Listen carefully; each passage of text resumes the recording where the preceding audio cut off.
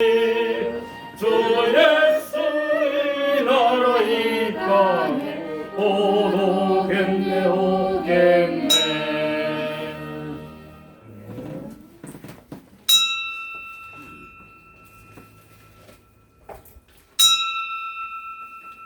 다같이 찬송가 549장 부르시면서 예외 부름에 우리 한 목소리로 응답을 드립니다. 549장.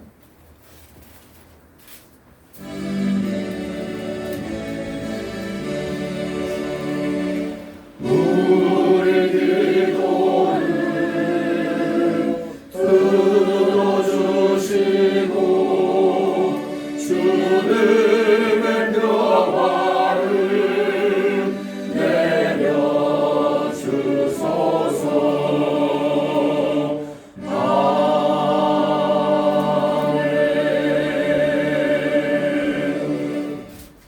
다같이 묵도 드립니다.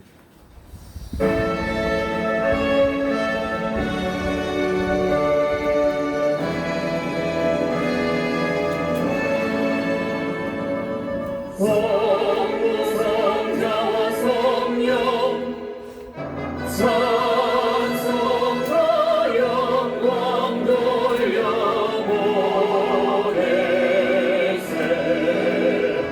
대처러지는까지 또 영원 모르도록 성삼위께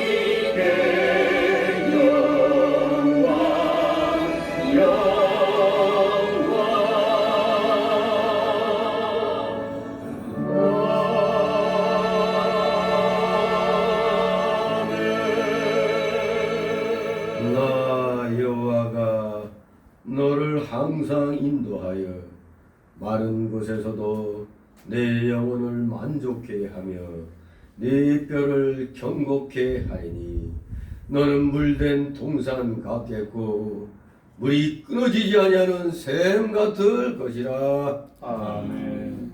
다같이 일어나셔서 찬송가 547장 하나님 앞에 올립니다. 몸이 불편하신 분들에게는 다 일어서셔야 됩니다. 547장.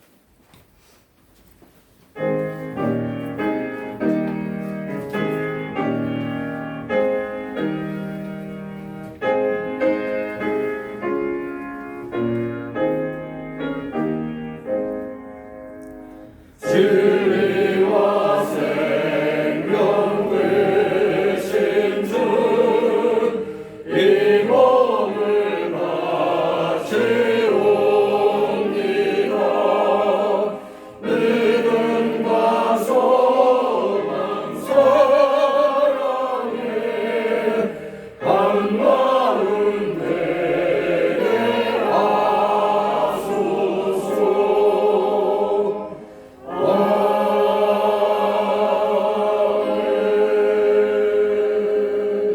다같이 십계명 교독합니다. 성경책 또는 찬송가책 맨 뒤에 십계명이 있습니다. 사도신경은 맨 앞에 있고 십계명 교독합니다. 제1은 너는 나 외에는 다른 신들을 내게 있게 말지니라. 죄는 너를 위하여 세계는 사람을 만들지 말고 또 오히려 땅에 있는 것이나 아래로 땅에 있는 것이나 땅 아래 물속에 있는 것에 아무 형상이든지 만들지 말며 그것들에게 절하지 말며 그것들을 섬기지 말라. 제3은 너는 너희 하나님 여호와 이름을 망령되이 걷지 말라. 제4는 안식일을 기억하여 거룩히 지키라. 제5는 네 부모를 공경하라. 제6은 살인하지 말지니라. 제7은 가늠하지 말지니라. 제8은 도둑질하지 말지니라. 제9는 네 이웃에 대하여 거짓 증거하지 말지니라. 제10은 네 이웃의 죄를 다운되지 말지니라. 아멘. 다같이 사도신경으로 신앙 고백드립니다. 전능하사 천지를 만드신 하나님의 권위를 내가 믿사오며 그의 아들 우리 주 예수 그리스도를 믿사오니 이는 성령으로 잉태하사 동정녀 마리아에게 나시고 본디오 빌라도에게 고난을 받으사 십자가에 못 박혀 죽으시고 장사한 뒤 사흘 만에 죽은 자 가운데서 다시 살아나시며 하늘에 오르사 전능하신 하나님 우편에 앉아 계시다가 저희로서 사는 자와 죽은 자를 심판하러 오시리라. 성령을 믿사오며 거룩한 공예와 성도가 서로 교통하는 것과 죄를 사하여 주시는 것과 몸이 다시 사는 것과 영원히 사는 것을 믿사옵나이다. 아멘. 다 같이 찬송가 1장 하나님 앞에 올립니다. 1장 자기소개입니다.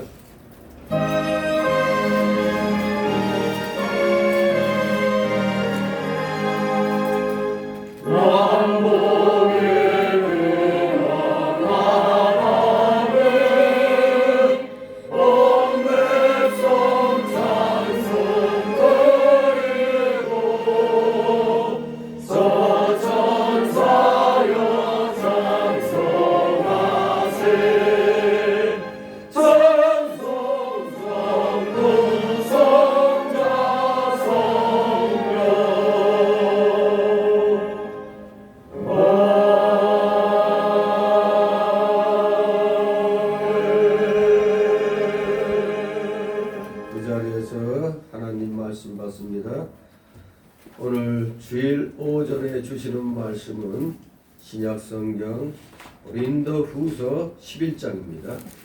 신약성경 고린도후서 11장 16절에서 오전 시간에는 27절까지 말씀을 보도록 합니다.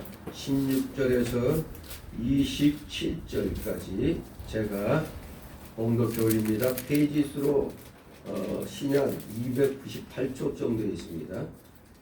고린도후서 11장 16절에서 27절까지 제가 봉독해 보입니다. 내가 다시 말하노니 누든지 나를 어리석은 자로 여기지 말라.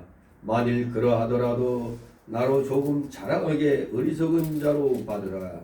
내가 말하는 것은 주를 따라 하는 말이 아니요 오직 어리석은 자와 같이 기탄 없이 자랑하노라. 여러 사람이 육체를 따라 자랑하니 나도 자랑하겠노라. 너희는 지혜로운 자로서 어리석은 자들을 기쁘게 용납하는구나. 누가 너희로 종을 삼거나 잡아먹거나 사로잡거나 자고하다 하거나 뺨을 칠지라도 너희가 용납하는도다. 우리가 약한 것 같이 내가 욕되게 말하노라. 그러나 누가 무슨 일에 담대하면 어리석은 말이 남아 나도 담대하리라. 저희가 히브리인이냐 나도 그러하며 저희가 이스라엘이냐 나도 그러하며 저희가 아브라함의 씨냐 나도 그러하며 저희가 그리스도의 일꾼이냐 정신없는 말을 하거니와 나도 더욱 그러하노라. 내가 수고를 넘치도록 하고 옥에 갇히기도 더 많이 하고 매도 수없이 맞고 여러 번 죽을 뻔하였으니 유대인들에게 40에 하나 감한 매를 5번 맞았으며 3번 태장으로 맞고 1번 돌로 맞고 3번 파선하는데 일주야를 기품에서 지냈으며 여러 번 여행의 강의 위험과 강도의 위험과 동족의 위험과 이방인의 위험과 시내의 위험과 광야의 위험과 바다의 위험과 거짓 형제 중에 위험을 당하고 다같이 27절 또 수고하며 애쓰고 여러 번 자지 못하고 줄이며 목마르고 여러 번 굶고 춥고 헐벗었노라. 아멘. 모두 제자리에 앉아주시기 바랍니다. 하나님 앞에 이 시간 목회기도 올립니다. 거룩하시며 전지전능하셔서 이 세상을 이 천지 만물을 우주 만물을 오직 말씀으로 창조하시고 그 창조된 그 피조물들을 보시고 기뻐하셨다고 하셨습니다. 그러시면서 창조의 마지막 날 또 하나님의 형상을 따라 인간을 창조하시고 그들에게 복을 주시며 말씀하셨습니다. 생육하고 번성하고 땅에 충만하라. 또 땅을 정복하라. 하늘과 육지와 바다의 그 모든 생물들을 다스리라고 분명히 명령을 하셨습니다. 우리 인생들에게 바로 이 세상 모든 것을 하나님께서 위임하시면서 분명히 정복하고 다스리라고 하셨기에 오늘도 사랑하시는 자녀들, 세상일 중재하고 어디 하나님 나라와 의를 먼저 구하고자 하는 심정으로 이렇게 주님 앞에 나와 경배드립니다. 이들의 중심을 받으시옵소서. 이들의 찬송과 존귀와 감사와 영광 주님 홀로 받으시옵소서. 감사를 드립니다. 영원히 죽을 수밖에 없었던 저희들 영생 복락의 무궁천국으로 십자가의 놀라우신 대속의 사랑으로 저희들을 구원하여 주셨으니 그 크신 사랑과 은혜 저희가 어찌 감당할 수 있겠나이까. 오직 순종함으로 말씀대로 행하면서 주님이 주신 이 지상명령 영원의 전도사여 땅끝까지 복음 전도하면서 이 세상을 정복하고 다스리는 그 일에 우리 모두 한마 한뜻으로 나가게 하여 주셨으니 아버지 다시 한번 만만 감사를 드립니다. 우리가 이렇게 주님의 명령에 순종함으로 모든 것을 행해 나가야 함에도 아직도 우리 속에는 옛사람의 속성, 그 죄악성과 연약성과 부패성과 완악성이 많이 남아있어서 거듭난 새 사람의 영의 앞길을 방해하고 있습니다. 우리는 가차없이 이 악한 옛사람의 속성을 쳐서 복종시켜 주님이 지시하신 의의 길로 나가는데 전심전력을 기울이는 최선을 다하는 진정한 하나님의 자녀들, 믿음의 일꾼들 다 되게 하여 주시옵소서. 참으로 저희가 행하지 못한 것은 그때 바로 회개하면서 말씀대로 순종해 나가야 하는 것이 우리의 행할 일인 줄 믿습니다. 회개할 일을 자꾸 뒤로 미루지 않게 하옵소서. 그 자리에서 해결하고 하나님의 뜻을 쫓아가는 진실된 믿음의 사람들, 하나님의 자녀들 다 되게 하여 주시옵소서. 참으로 오늘날의 때가 심히 악하여 우리 기독교계가 많은 어려움을 겪고 있습니다. 악한 정권이 참으로 우리 기독교를 타겟으로 삼아서 그들의 사회주의 사상을 실현하기 위하여 공산주의로 가기 위하여 먼저 가장 큰 걸림돌이 되는 기독교부터 종교 중에 종교라고 할 수 있는 이 기독교부터 지금 손을 보고 있는 줄 압니다. 그러다 보니 우한 코로나를 이용한 계엄령과 같은 이러한 사태에 우리 기독교계가 놓여 있게 되었습니다. 우리 모두 여기에 굴해서난이 되는 줄 압니다. 이 엉터리 정치 방역에 굴하여서 비겁한 뒤로 후퇴하는 이 세상의 엉터리 행정명령에 그대로 굴복하는 어리석은 우리 기독교인들 되지 않게 하여 주시옵소서. 깨어있는 목회자들과 참으로 깨어있는 우리 성도들은 이 엉터리 정치 방역임을 알기 때문에 우리는 분연히 일어나 맞서는 줄 압니다.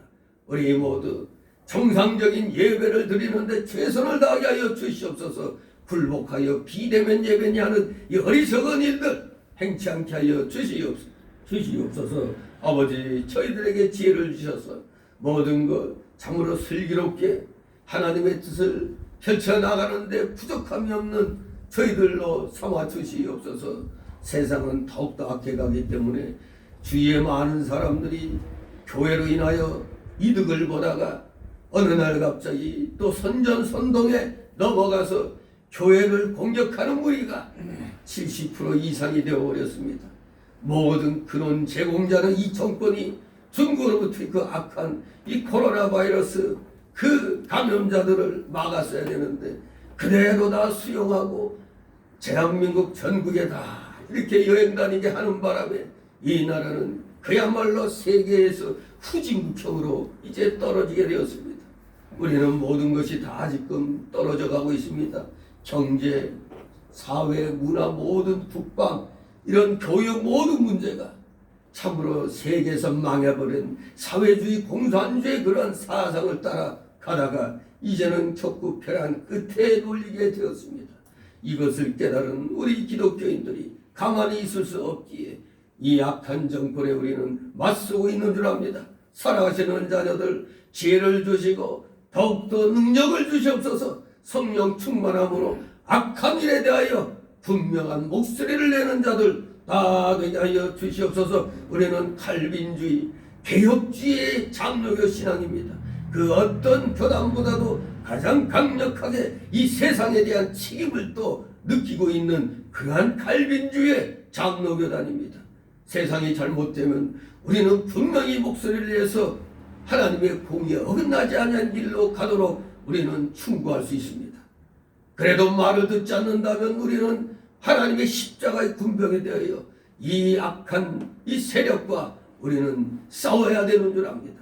사랑하시는 자녀들, 이 대한민국의 모든 깨어있는 우리 올바른 기독교인들은 절대 이 정치 방역에 우리는 속지 말고 우리는 최선을 다해서 하나님 나라와 의를 구하면서 어떻게든지 아직도 깨닫지 못하는 우매한 국민들이 있다면 이들을 또 우리가 계도하는 데 앞장서는 우리 참된 기독교인들 다 되게 하여 주시옵소서. 참으로 악한 자들을, 악한 그 마귀 세력을 멸하는 선봉에는 누가 뭐라고 해도 우리 기독교가 최선봉에 서 있다는 걸 우리 모두 분명히 깨달아야 되는 줄 압니다. 그 선봉의 선봉 중엔 바로 우리 성교회 성도들이 비록 소수지만 그 자리를 지키기를 소원합니다. 사랑하시는 자녀들, 지혜를 주시고 청명을 주시고 명철함을 주시고 능력을 주셔서 그 어떤 환난과 공고와 그 압제에도 굴하지 아니하고 분연히 말씀의 검을 들고 나가는 성령의 두루마리의 그 능력을 힘입은 귀한 참된 믿음의 정병으로서 각자의 위치 지키며 자기 할 일 최선을 다하여 행하게 하여 주시옵소서. 우리 모두 각자 세상에서 속한 위치에서 해야 할 일들이 있는 줄 압니다. 이 세상에서 또 육신을 입고 있기에 우리는 충분히 또 생활할 수 있는 그런 또 활동을 해야 되는 줄 압니다. 그렇게 하면서도 우리는 절대 잊어서는 안 되는 것, 불의와 타협하면 아니 된다는 것, 그리고 기회를 얻든지 못 얻든지 어떻게든지 우리는 영혼권의 전도사에게 최선을 다하는 것이 우리의 해야 할 마땅한 일인 줄 분명히 깨닫고 우리 서로 위로하고 권면하고 격려하면서 주님이 맡겨주신 일들을 우리 모두 최선을 다하여 이뤄나가는데 조금 더 부족함이 없는 자들 다 되게 하여 주시옵소서. 감사드립니다. 오늘도 여러가지 힘든 가운데서도 또 주일이라고 주일 지키려고 나온 우리 사랑하시는 성도들의 그 중심을 아버지 기억하여 주옵시고 그 마음에 품은 소망들을 이 시간 온전히 다 주님 앞에 회개하며 아뢰게 하여 주시옵소서. 주님께 맡기는 것이 진정한 믿음의 실력인 줄 압니다. 사랑하시는 자녀들, 참으로 이 세상 모든 것 세상적인 지혜로 지식으로 풀려고 하지 않게 없어서 하나님이 주신 지혜와 그 능력으로 모든 것을 풀어나가면서 이겨나가게 하여 주시옵소서. 감사드립니다. 참으로 또 오랜만에 우리 또 청년들 또 하나님 앞에 나왔습니다. 우리는 한 걸음 한 걸음 하나님 앞으로 더 가까이 나아가야지 하나님 편에서 자꾸 뒤로 후퇴하는 삶을 살아서는 아니 되는 줄 압니다. 우리 귀한 청년들, 아버지 이 오늘 나온 사랑하시는 귀한 청년들 기억하여 주옵시고 그들의 앞날에 복의 복을 더하여 주시옵소서. 그 어떤 마귀의 세력도 우리 청년들의 앞길을 방해하지 않도록 은혜 내려 주시옵소서. 감사드립니다. 부족한 자의 이제 입술을 열어 말씀을 증거하오니 주의 성령께서 함께하여 주심으로 말씀 충만, 은혜 충만함으로 이 귀한 말씀 잘 선포함으로 우리 성도들이 오늘 다 같이 은혜 받는 은혜 충만, 말씀 충만한 이 시간 되게 하여 주시옵소서. 감사드립니다. 부족한 자의 입술을 채워여 주시고 참으로 온전하신 주님의 뜻만이 우리 성도들의 마음판에 새겨지게 하옵소서. 감사드립니다. 모든 영광 주님 홀로 받으시옵소서. 예수 그리스도의 이름으로 감사드리며 기도드리옵나이다. 아멘. 다 같이 찬송가 383 383장 찬송입니다.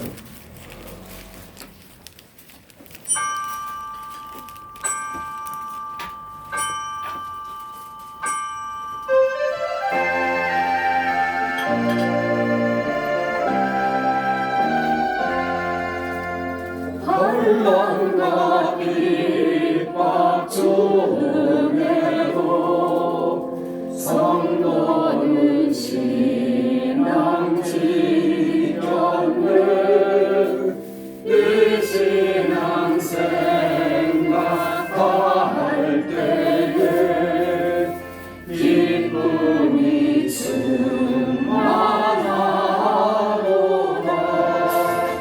성도의 신앙 따라서 죽도록 충성하겠네. 옥중의 매인 성도나 양심은 자유 얻었네. 우리도 고난받으며 죽어도 영광 되도다. 성도의 신앙 따라서 죽도록 충성하겠네. 성도의 신앙 본받아 원수도 사랑하겠네.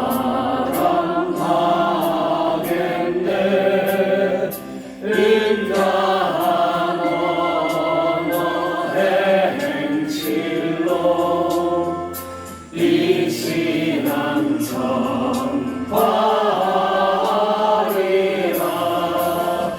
성도의 신앙 따라서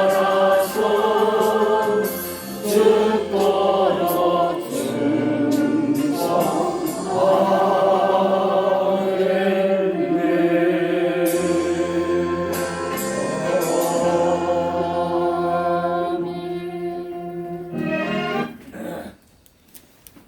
주님의 이름으로 여러분을 환영합니다. 오늘 제목은 바울의 고난과 자랑이라는 제목으로 오전으로 나누어서 또 살펴보도록 하겠습니다. 고린도 후서 11장 오전에 16절에서 27절까지 이 말씀. 먼저 이 말씀을 살펴보기 전에 먼저 그 배경을 알아야 되죠. 이 고린도 후서는 이른바 바울의 그 자서전이라고 할 수가 있습니다. 바울의 자서전이라고 이렇게 불리우는 이 서신은 사실 바울의 그 여러 서신들 가운데 그리스도의 종 바울의 인간적인 그러한 모습이 두드러지게 부각되어 있는 서신입니다. 여기서 바울은 자신의 사도로서의 소명과 권위를 분명히 밝힌과 동시에 성도들을 양육하고 기도해야 할 의무가 있는 주의 사역자들의 참된 자세에 대해서 규명을 해주고 있습니다. 왜 이런 규명을 해주느냐? 바로 고린도 교회의 거짓 교사들이 침투해서 바울의 사도권에 대해서 의문을 제기하고 사람들을 선동하고 있었습니다. 바울이 사도 아니다 이런 식으로 바울의 가르침을 지금 송두리째 지금 뿌리째 뽑고 있는 겁니다. 그렇기 때문에 실제적인 그러한 실천적인 그러한 책이라고 할 수가 있죠. 그 앞에 고린도 전서가 좀 교리적인 그런 색채를 띠고 있다면 이 고린도 후서는 좀 실천적인 그런 책으로서 또 자신의 사도권을 또 변호해야 되겠기에 이렇게 좀 주관적인 그런 성격이 좀 강하게 내포되어 있는 그런 서신이라고 볼 수가 있어요. 보통 바울의 4대 서신이라고 불리는 게 로마서, 그리고 고린도전서, 고린도후서, 갈라디아서, 이렇게 바울의 4대 서신이라고 그렇게 부르고 있죠. 그 중에서도 교리서 중에 교리서라 하면 이제 로마서와 갈라디아서라고 얘기하죠.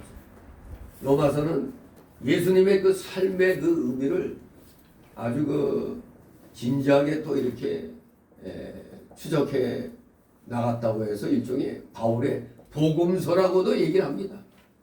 예수님의 우리 보통 4대 복음서에 비견할 정도로 이 로마서의 이 흐름을 바울의 복음서라고 이렇게 얘기를 합니다. 그리고 또 하나의 그 강력한 교리서라고 할 수 있는 갈라디아서 같은 경우도 이 율법에서 해방된 그 기독교의 그 자유에 대한 그 참된 그 선언이라고 할 수 있는 책이죠.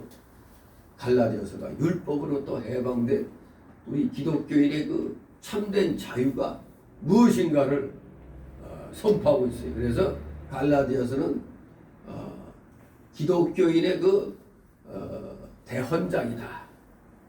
그리스도인의 대헌장이라고, 또 우리 자유의 대헌장이라고 이렇게도 말하고 있습니다. 그런 가운데 또 교리적인 색채가 짙은 또 고린도 전서 역시 이 거짓 교사들로 인해 가지고 이 교인들이 그냥 많이 그냥 헷갈려 했습니다. 바울이 기껏 그 씨를 뿌려놨는데 이 바울을 의심하게 되는 겁니다. 그래서 이 고린도 교회에 일어난 이 상황에 대해서 구체적으로 문제를 해결할 수 있도록 또 실제적인 지침을 주는 것이 고린도 전서입니다. 아무튼 우리가 말씀을 많이 하는 건 좋은데 문제는 우리의 일상생활에 적용할 수 있어야 되는 거예요. 그래서 교리서 중에 교리서라는 성경 전체가 보석이라고 하면 그 보석반지라고 하면은 보석반지의 그 핵심에 속해 있는 데가 다이아몬드죠. 다이아몬드. 그 다이아몬드에 해당되는 성격이 바로 이 로마서인데, 로마서가 그저 단순히 무슨 이론적인 그러한 교리적인 내용만 이렇게 기록한 게 아니라 이 이론이 실제 생활에 적용될 수 있도록 그 방향을 제시하는 것이 또 로마서인 거예요. 그러니까 한마디로 우리 성경 말씀은 죽은 무슨 그런 지침서가 아니라 살아서 숨쉬는 생동하는 그러한 말씀의 책인 것입니다. 그래서 살아서 여전히 말씀하시는 하나님, 말씀하셨던 하나님이 아니에요. 말씀하시는 하나님입니다. 계속입니다. 계속. 그런 성격을 지닌 것이 바로 이 성경책인데, 그 중에서 이 고린도 후서 같은 경우는 이 고린도 교회에 있던 그 소수의 그 적대자들, 이 적대자들이 자꾸 이 바울의 사도권에 시비를 겁니다. 그래서 바울 사도도 부득불 자신의 사도권은 신적 기원을 갖는다는 것, 바로 그런 측면에서 이 고린도 후서를 기록해서 그걸 변화하고 있습니다. 그런데 지금 이 11장 특히 16절에서 27절까지 오전에 읽어봤는데, 바울이 적대자들 앞에서 좀 약한 것처럼 이렇게 보이고 있는 것은 바울의 육체나 능력이 미약하기 때문이 아닙니다. 그리스도의 사도로서의 참된 온유와 겸손의 모범을 보이기 위해서 바울 사도가 좀 약한 듯 보이면서도 부득불 나도 한번 자랑 좀 해야겠다 이렇게 말씀하고 있는데, 이것을 가지고 또 교만이라고 얘기하면 안 되는 겁니다. 하도 이 거짓 교사들이 바울을 갖다 그냥 모함하고 말이야. 자기들이 진짜 하나님 말씀을 전하는 자들이라고 자꾸 이러니까 이 사람은 좋은 말도 자꾸 하면은 듣기 싫어하는데 바울이 자꾸 저 사람 사도 아니야. 무슨 소리야? 하지만 계속 사도 아니야 저거. 계속 듣다 보면 그런가? 그렇게 되죠. 네, 맞아. 가룟 유다 자리에 마띠아가 들어갔지. 아니네. 12사도 아니네. 이제 막 그냥 기정사실처럼 그렇게 사람들을 만들어 가는 겁니다. 그러니 바울 사도가 나의 이 사도권의 신적 기원을 이제 예수 그리스도로부터 받은 것임을 분명히 이렇게 밝혀야 되는 겁니다. 그렇기 때문에 지금 부득불 이제 자랑 아닌 자랑을 하는 겁니다. 여기 본문에 나오는 이 말씀들 보면 그 당시 그 거짓 사도들이 육적인 자랑을 한단 말이에요. 바울이 아무것도 아니다. 우리는 정말로 하나님의 귀한 일꾼들로서 능력을 갖고 이렇게 하나님 뜻대로 모든 것을 행하지만 바울은 저건 자기 생각으로 다 하는 것이다. 이렇게 자꾸 모함을 합니다. 그도 그렇듯이 바울이 어떤 사람이었어요? 처음에 기독교를 어마무시하게 핍박했던 장본인이잖아요. 그러니까 그게 이제 먹혀 들어가는 겁니다. 자꾸 선동하면 선도 악이라고 그러면 자꾸 듣다 보면 그렇게 되는 거예요. 흑암도 광명이라고 하면 나중에 광명을 알아듣는 거예요. 그래서 바로 공산주의 사상이 뭡니까? 거짓말도 100번 하면 진실이 된다. 이것을 공산주의자들이 아주 잘 써먹고 있는 것입니다.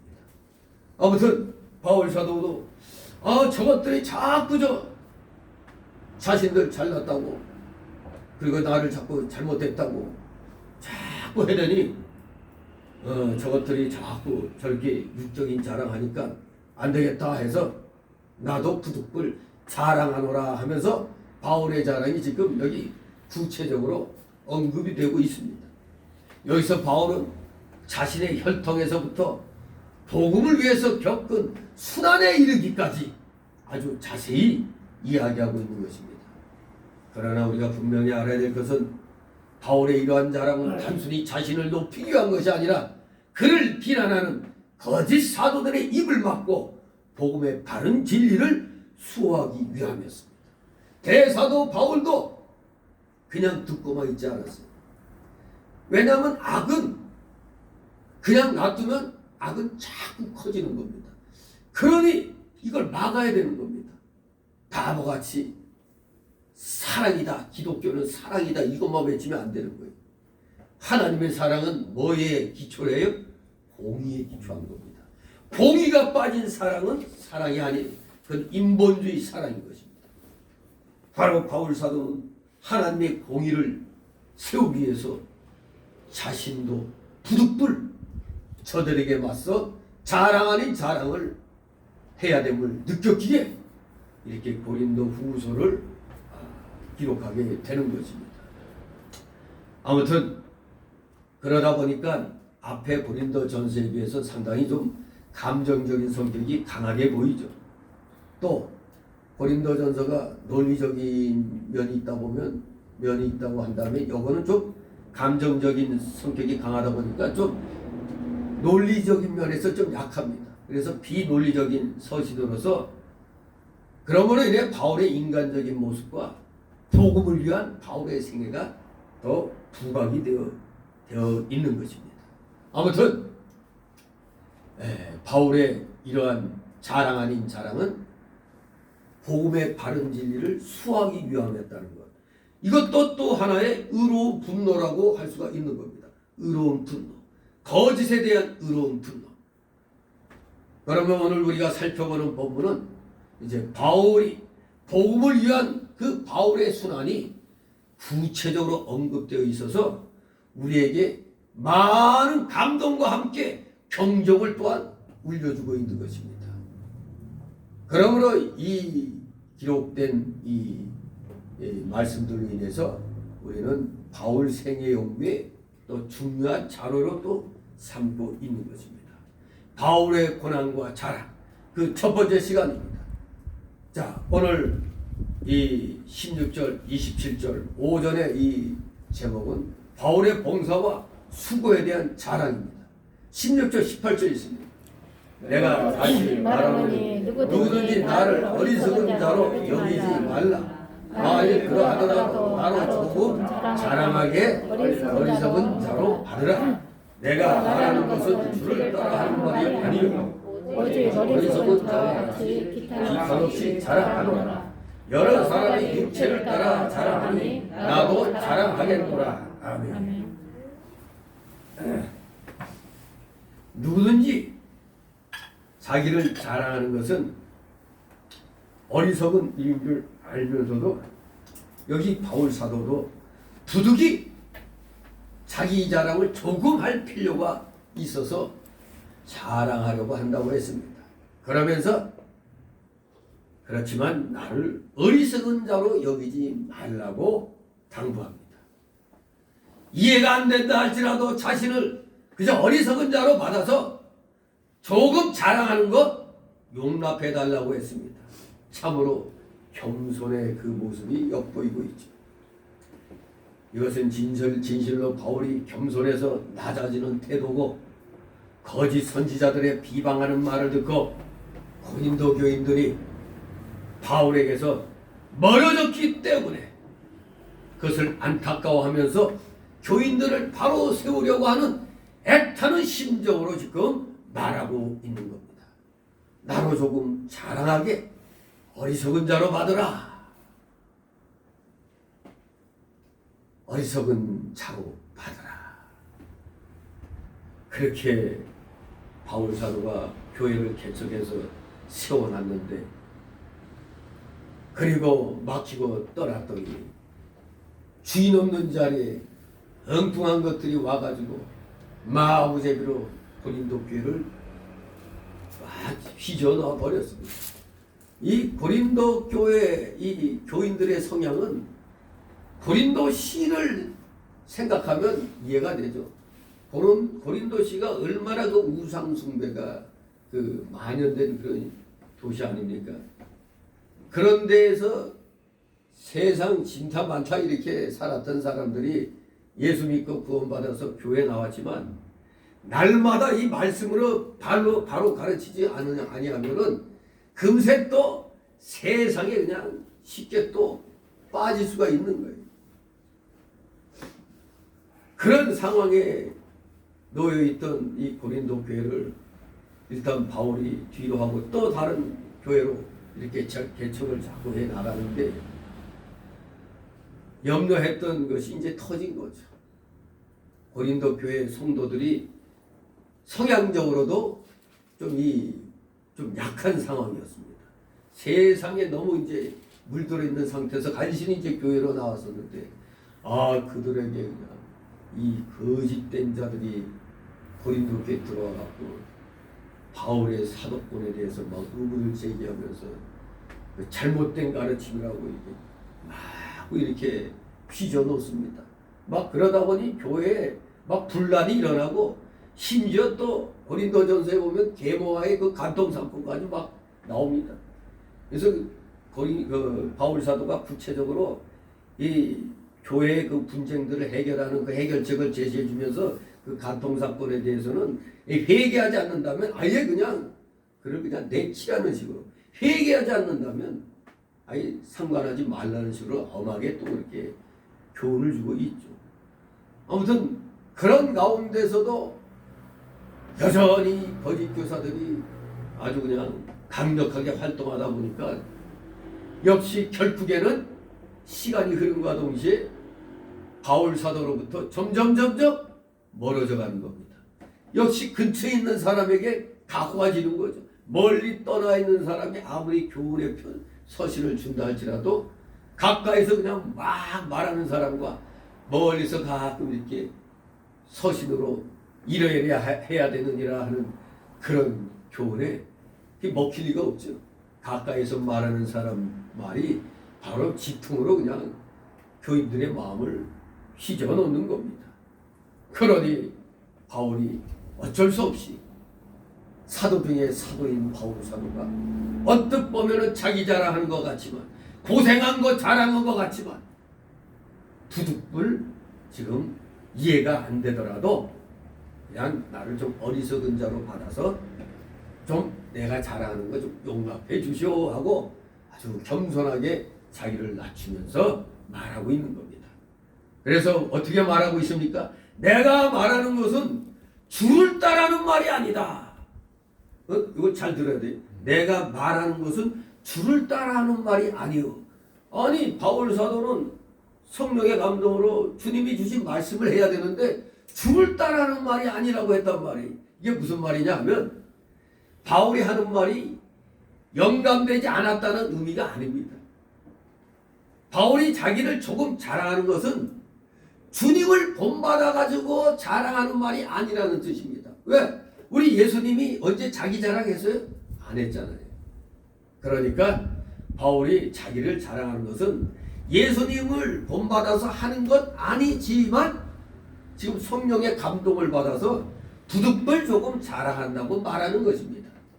예수님을 따라가려면 자랑하면 안 되잖아요. 그러니까 내가 말하는 것은 주님을 따라하는 말이 아니라고 얘기하는 겁니다. 그런 의미로 얘기하는 겁니다. 아무튼 성령의 감동을 입어서 부득불 조금 주님처럼은 안 하는 거지만 그래도 나는 좀 이렇게 좀 자랑한다 이렇게 말하고 있는 겁니다. 그 당시 사람들이 육체를 따라 자랑한다고 그랬어요. 바울 사도가 볼 때 이 거짓 선지자들이 이 거짓 이 사도들 거짓 스승들이 자기들의 문벌이나 학식, 가문이나 종교 의식과 같은 세상에 속하고 외부적인 것을 이 자랑하고 있다는 말이죠. 어떤 사람이 여러 사람이 육체를 따라 자랑하니 이 말씀. 지금 계속해서 바울을 갖다 몰아세우려고 바울로부터 자꾸 마음을 멀리하게 하려고 자꾸 이 사람들이 자기 문벌, 학식, 가문, 종교 의식 이런 것을 갖다 그리고 외부적인 것을 계속해서 자랑을 하고 있습니다. 그런데 바울도 어쩔 수 없이 나도 그런 자랑 좀 하겠다 이겁니다. 조금 하겠다는 겁니다. 그것은 거짓 선지자가 너무 바울을 못된 사람으로 비방하고 있기 때문에 목회자한테 저 거짓 목회자다 하면은 그것만치 심한 모욕이 어디 있어요. 근데 사도 중에 사도인 바울 사도 보고 저 엉터리다 가짜다 저게 무슨 12사도냐 12사도에 속한 건 맞대야지 바울이 아니다 뭐 이렇게 그냥 마구잡이로 그냥 비방합니다. 거짓말 퍼뜨리는 사람처럼. 그러니 많은 교인들이 자꾸 듣다 보니까 자기도 모르게 의심이 생겨서 바울을 오해하게 되는 겁니다. 그래서 바울은 할 수 없이 안 되겠다 이대로 두면 큰일 나겠다 싶어서 그 오해를 풀어줘야겠다 하는 마음으로 부득불 어쩔 수 없이 육체를 따라 나도 자랑 좀 해야겠다는 겁니다. 바울은 육신적으로 자랑하는 자들에게 자기도 육신적으로 대하려고 한다고 말합니다. 여기 육체를 따라 말한다는 것은 육신적인 생각으로 즉 인간적 세상적 생각으로 나도 저들이 하는 대로 말하겠다는 겁니다. 잠언 26장 5절에도 이런 말씀이 있습니다. 미련한 자의 어리석은 것을 따라 그에게 대답하라. 두렵건대 그가 스스로 지혜롭게 여기까 하노라. 미련한 자의 어리석은 것을 따라 그에게 대답하라. 쉽게 말해서 1 더하기 1은 2라는 사람하고 1 더하기 1은 3이라는 사람하고 같이 장사하면 안 되겠죠. 1 더하기 1은 3이다 하는 사람이 거기에 기준에 맞춰서 얘기하면은 1 더하기 1은 2인데 이 입장에서 얘기하려면은 그래 네가 1 더하기 1은 3이니까 그래 그럼 나도 그 수준에 맞춰서 대답을 해주는 겁니다. 초등의 실력밖에 안 되는 사람한테 저 형이상학적인 이런 철학적인 얘기로 대답할 수 없잖아요. 초등적인 상황의 지식을 갖고 있는 사람한테 거기에 맞춰서, 즉 쉽게 말하면 저 어린아이에게 어린아이의 수준에 맞춰서 대답을 해줘야지. 그리고 애들의 이 목소리 톤에 맞춰서 같이 그 어른들도 같이 그렇게 애교 떨면서 같이 또 해줘야 애들하고 이 격이 맞는 거 아니에요. 바로 그런 겁니다. 그 격에 맞게 대답하는 겁니다. 잘못하면은 자기만이 무슨 대단한 그런 지식을 갖고 있는 것처럼 착각하기 때문에 저것은 아무리 얘기해줘도 모르는구나 이런 식으로. 실상은 지가 모르는데도 자기가 그 상대방이 고차원적으로 말하는데 지가 깨닫지 못하면서 자기 말을 이 사람이 이해 못하는 것처럼 생각하고 나만이 무슨 큰 지혜자인 것처럼 생각할 수가 있는 겁니다. 그러니 그 어리석은 것에 따라 그 수준에 맞춰서 우리는 대답을 해줘야지 그 사람이 이해를 하는 겁니다. 지금 고린도 교인들의 수준이 너무 약하니까 이들의 수준에 맞추려니까 할 수 없이 좀 나도 자랑도 해야겠다. 요새 버전으로 말하면 모 교회 목사가 굉장히 이제 뭐 자기 자랑 엄청 하면서 다른 교회 목사도 그냥 아주 수준 낮게 이렇게 얘기할 때, 그럼 그 옆에 교회 목회자가 그거 딱 들으면은 뭐 그 사람이 교만하고만 이렇게 넘어갈 수 있는데 문제는 교인들이 문제죠. 교인들이 그쪽 교회 교인들이 와 우리 목사님이 이러이러하고 이러이러한데 너희 교회 목사는 좀 수준이 낮구나 뭐 이런 식으로 이제 얘기할 거 아니에요. 그러면 여기 교회 교인들도 생각할 때 진짜 좀 목사님이 좀 한마디 하셔야 되는데 너무 안 하니까 정말 우리 목사님이 좀 수준이 좀 떨어지나 보다. 그래도 알게 모르게 이쪽 A교회에 그 얘기가 그대로 이 B교회 성도들에게 그냥 먹히는 셈이 돼서 B교회 교인들은 좀 상대적으로 좀 자존감이 좀 떨어지는 그런 상황이 되는 겁니다. 쉽게 말해서 대형교회 목사가 막 먹고 그러는데 우리 작은 교회 목사들이 그냥 가만히 있고 그냥 아무 소리 안 하고 있으면 그야말로 아무것도 아닌 교회 같이 되어버리잖아요. 큰 교회 교인들은 우리 교회 나와봐 막 이렇게 나오는 거죠. 우리 교회 한 번만 나와봐 다 그러면 우리 교회 이제 있게 될 거야 하면서 우리 교회 목사님 말이 하면서 그냥 하면서 엄청 자랑한단 말이에요. 근데 상대적으로 작은 교회 교인들은 목사님 자랑할 게 별로 없잖아. 바로 그렇게 되니 그럼 비교회 목사 입장에서는 안 되겠다. 비록 교회의 이 규모는 작아도 나도 여러 성도들이요 나도 저 A교회 목사 못지않은 그런 실력자라는 걸 좀 얘기를 해줘야 되는 거예요. 너무 가만히 있으면은 진짜 완전히 저 A교회 목사에 비해서 완전히 형편없다는 걸 스스로 인정한다고 교인들이 생각하는 겁니다. 그런 수준이 되는 거예요. 바울 사도같이 훌륭한 대사도를 갖다 이 엉터리 것들이 그냥 자기들 과장하고 진짜 사도는 막 따라 내려버리니까 고린도 교회 교인들이 그냥 그런 것 같구나 하면서 그냥 바울의 말을 이제 아예 우스꽝스럽게 여기는 그런 상황이 되니까 할 수 없이 하는 겁니다. 저도 마찬가지죠. 대형교회 그냥 사람들 많이 모이니까 그게 대단히 능력 있는 것이 보이잖아요. 그런데 정작 오늘날 불의가 판을 쳐도 선을 악이라고 그러고 흑암을 광명이라고 그래도 아무 소리 아니하고 QR코드 앞장서서 만들고 막 그래요. 저는 당당히 얘기하잖아요. 하나님의 공의가 침탈당하는데 가만히 있다면 그건 가짜 목사라고 하잖아요. QR코드 성도들의 모든 일거수일투족이 그대로 다 그냥 눈 아래서 그냥 바로 내려다 보는 것처럼 다 그냥 다 살피게 되는데 왜 교회가 그걸 자원해서 만들어가지고 교인들의 그 모든 것을 다 그냥 이 정권에게 다 알려줄 필요가 있어요.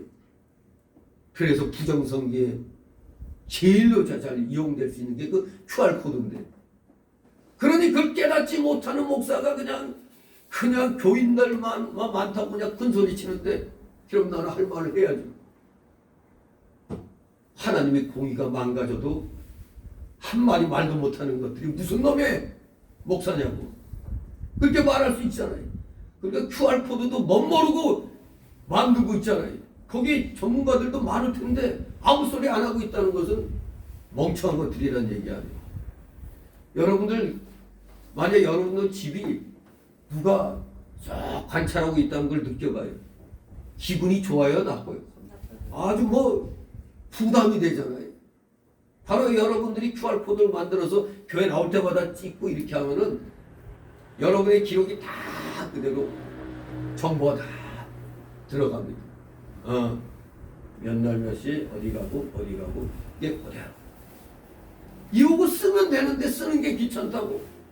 어디 뭐 식당이나 또 어디 뭐 운동하러 가도 거기도 다 이렇게 뭐 QR코드 뭐 이렇게 되면 간단해요. 근데 나는 안 만드니까 일일이 다 우리 저하고 관계된 목사님들은 안 만들어요. 그냥 다 그냥 써요. 그럼 좀 귀찮죠? 뭐 저 스타벅스인가 거기서는 뭐 QR코드 없으면 신분증을 제시해야 된다고 하더라고요. 신분증을. 왜? 이거 가짜로 쓰는 사람이 있다 이거예요. 그러니 어쩔 수 없이 QR코드를 만들게끔 이렇게 지금 분위기가 이렇게 조성되어 있어요. 이 우리 교회에 깨어있는 교회들은 그걸 하면 안 되는데 대형 교회가 앞장서서 하니까 그 많은 교인들이 그렇게 해버리니까 우리 작은 교회 교인들은 상대적으로 좀 시대에 뒤떨어지는 그 교회 목사는 좀 대단히 무식한 목사같이 돼버리잖아요. 왜 큰 교회 대형 교회를 이렇게 하는데 왜 안 해? 목사님 너무 모르는구나 이렇게 돼버리는 거죠. 너무 많이 하니까 안 하는 거죠. 너무 하니까. 바로 그렇습니다. 이렇게 상대방들이 무식하게 행동할 때 어쩔 수 없이 나도 조금 무식하게 니들이 틀렸다. 나도 좀 니들 못지않게 아니 너보다 더 조직신학적으로 난 더 확실하다. 이렇게 나도 자랑하는 겁니다. 저도 그래서 어디 가서 나 교회 작지만 나 당신들 뭐 한번 해볼까? 조직신학적으로 난 당신들에게 안 줘. 도리어 얘기해보면 무식해요. 도대체 신학도 어떻게 공부하고 졸업했는지 이해가 안 돼요. 맨날 능력 이것만 외치고 맨날 말바타 살바타만 해대고 있어요. 그게 무슨 능력 받은 것처럼. 하여간 제주들은 좋아서 또 하나님이 또 특별히 어떤 걸로 쓰시려고 교회들 많이 모아줬는지 몰라도 요새 교회는 옛날하고 좀 다르죠. 남의 교회 교인들 도둑질해 오는 거예요. 오늘날 저 김동호 같은 저 사람 실컷 하여간 그 사람이 하는 뭐 청아람 뭐 어디 이런 데서 청년들 교육 받으면은 이상하게 다니던 교회에서 분란을 일으켜요. 그래서 그 교회 목사님들이 고민을 많이 했대요. 어떻게 된 게 거기만 갔다면 나 분란을 일으켜. 나중에 딱 나 교회 차렸다 하니까 다 그쪽으로 다 가버리고 그러면서 나 1년 만에 몇천 명 모았다고 그 도둑질한 걸 가지고 모았다고 하는 거예요. 이 거짓 교사들이 자꾸 이런 식으로 올바른 길을 가는 목사들을 갖다 모함을 하니까 그 교회 나가는 성도들이 바보같이 또 속아갖고 그쪽으로 가는 겁니다. 그러니 그걸 그냥 보고만 있으면 안 되잖아요. 아무리 저희가 여기가 작은 교회라고 해도 외칠 건 외쳐야 되는 겁니다. 그래서 저도 부득불 좀 가끔가다 우스갯소리 같지만 저도 좀 폼 좀 잡잖아요. 그러니까 요번에 우리 시찰에서 또 같은 목사들인데도 제가 뭐 좀 더 영적인 뭐 좀 지도자라고 생각해서 또 이 어버이날이라고 또 이거 이 비싼 아들 갖다 또 시찰회원들이 또 저한테 또 선물로 줬어요. 그러니까 노회장 그 강창 목사가 아이씨 나도 이거 수도 시찰 가야겠다고. 우리는 이런 것도 안 주는데 이것까지 준다고. 내가 그래서 우리 시찰회원들한테 뭐 나를 초청할 것 없이 그냥 내가 가끔 유튜브에 그거 올리니까 그거 좀 내 이름 치고 들어가서 그냥 한번 그냥 라디오 듣듯이 한번 들어보라고 이제 그렇게 얘기를 하죠. 이것도 조금 자랑하는 거 아닙니까? 은근히 은근히 자랑하는 겁니다. 왜? 아니 너도 나도 다 잘난 체하니까 이거 자본교회 목사라고 그냥 가만히 있을 수만은 없는 거거든요. 그래서 바울도 오죽했으면은 저 싸가지 없는 것들이 저거 어디서 기어와가지고 남이 세워놓은 교회 와가지고 분탕질 치고 있으니 아이고 그래도 교인들이 좀 어리석으니까 어쩔 수 없다. 나도 좀 자랑해야겠다 하고 지금 이게 부득불 자랑한다는 겁니다. 19절 20절 했습니다. 너희는 지혜로운 자로서 어리석은 자들을 기쁘게 용납하는구나. 누가 너희로 종을 삼거나 잡아먹거나 사로잡거나 자고하다 하거나 뺨을 칠지라도 너희가 용납하는도다. 아멘. 참 바울 사도로서는 기가 막힐 일입니다. 어떻게 내가 세운 고린도 교인들이 저 어리석은 자들 저 거짓 사도들을 갖다 기쁘게 용납하는구나 하는 이게 한탄이 나오는 겁니다. 뭐 쉽게 말해서 요새는 안 그렇겠지만 전에 무슨 부흥회 같은 데 하면은 막 뭐 이전저전 하고 그냥 막 욕한다고 그러잖아요. 근데 욕을 해도 아이고 은혜롭다네. 바로 그런 거예요. 여기 보면 누가 너희로 종을 삼거나 잡아먹거나 사로잡거나 건방지다거나 뺨을 칠지라도 아이고 감사합니다 하는 거예요. 용납한다는 거예요. 이 교인들은 막 욕하고 막 닦아 세우는데도 아이고 감사합니다 이러고 있다고. 물론 여기 19절 20절 말씀은 풍자적으로 하는 말입니다만 하나님의 참종을 비방하고 자기를 자랑하는 자들은 사실 어리석은 자들 아닙니까?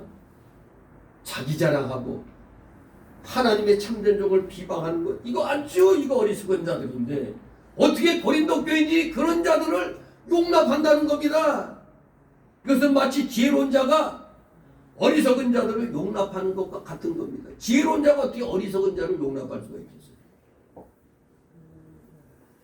잘못된 것이라는 뜻입니다. 한마디로 이거 잘못했다. 너희는 내가 가르친 가르침을 바로 서 있는데 그런 지혜로운 자에 속한데 어떻게 저 어리석은 자들을 니들이 용납하냐 이거예요.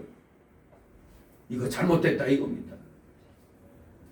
지혜로운 자들은 어리석은 거 가만히 듣고 못 있잖아요.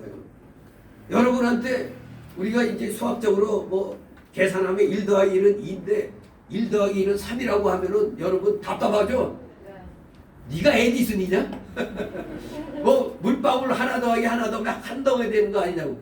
누가 에디슨이냐? 왜 수학적으로 개수적으로 이렇게 계산할 때 자꾸 1 더하기 1은 3이라고 그래.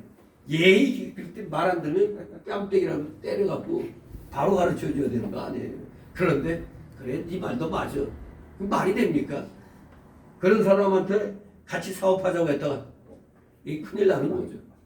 절대 지혜로운 자가 어리석은 자를 용납할 수 없습니다. 그런데 고린도 교인들이 마치 그냥 이 어리석은 자들을 그 지혜로운 고린도 교인들이 이 어리석은 자들을 용납하는 거 이거 아주 잘못된 이름을 지금 풍자적으로 말씀하는 겁니다.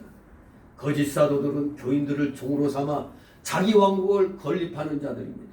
바로 저기 하나님의 교회 저 안사롱 증인의 저것들 또 신천지 대표적으로 이들이 교인들을 종으로 삼고 있잖아요. 다. 저 안사롱 증인은 하여간에 뭐하면 자기 재산 다 갖다 바치는 거예요. 그 신기하죠?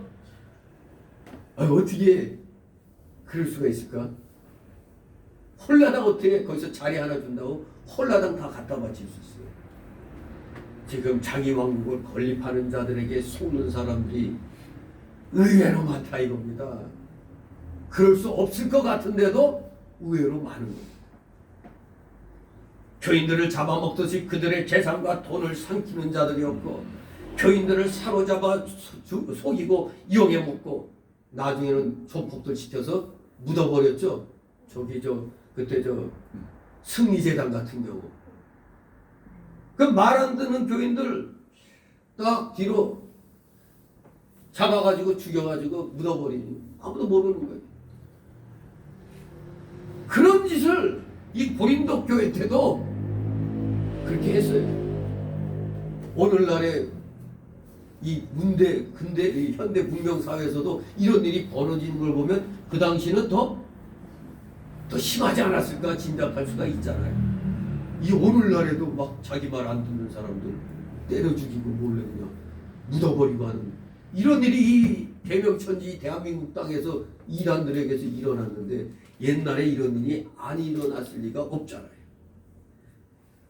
사로잡아 속이고 이용해먹고 자신을 또 높이고 교만해서 심지어 교인들을 윽박지르고 구타하며 폭력을 사용하는 자들이 바로 이 고린도 교회에서 아주 그냥 참된 스승이냐 참된 사도이냐 지금 행세를 했다 이겁니다.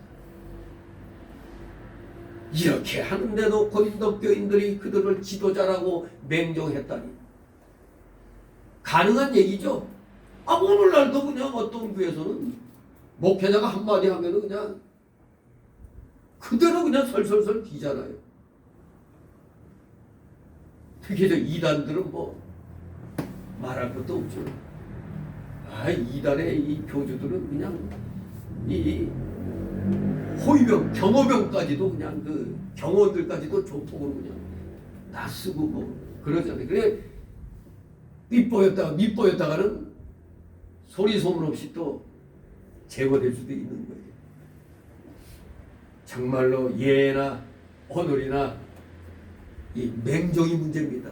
맹종에다가 거기에다 광신, 맹신, 광신 이거 절대 우리 올바른 믿음을 갖고 있는 사람들은 이럴 수가 없는 겁니다. 하나님은 우리 사람을 이성 있는 인간으로 창조하셨잖아요. 이성. 어떤 사실에 대해서 분별할 수 있도록 그런 이성을 주셨는데 무조건 그냥 덮어놓고 하면 때려 죽여도 하면 그런 거 아니잖아요.